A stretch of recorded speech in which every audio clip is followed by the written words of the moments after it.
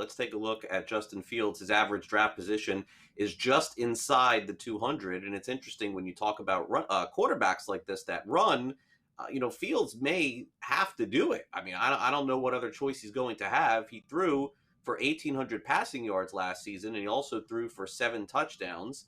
In terms of where he's being drafted, not as a starter and not really as a backup at this point. He's more or less in a 12-team league, in a redraft league, Davis. After your draft is done, you're looking at the waiver wire and you need a quarterback, Justin Fields is probably out there. So I guess the question becomes, in what could end up being a tough season for wide receivers and running backs on that team, and even in the offense, does Fields sort of take it upon himself, like quarterbacks we've seen in the past, and just run for his life, so to speak, and get those 40, 50 yards and maybe not throw for a lot of touchdowns, but, sort of be that guy that can just help you in fantasy, but in reality, not have a great season?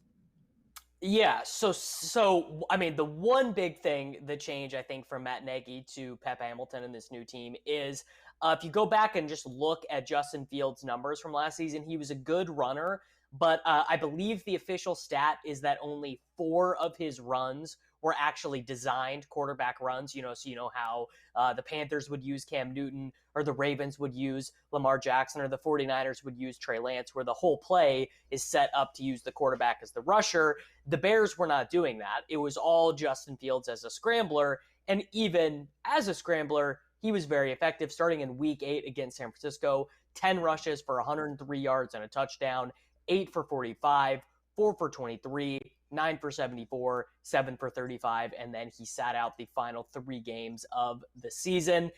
And Fields is probably the best answer to who is the guy who can actually kind of help you win your league in fantasy on the Chicago Bears. Like, it'd be very hard for me to see David Montgomery having a league-winning season in this backfield, even if he does get all the work. And it would be very hard for me to see Darnell Mooney racking up 110 catches, 1,200 yards. Like, I just don't think the touchdowns are really going to be there.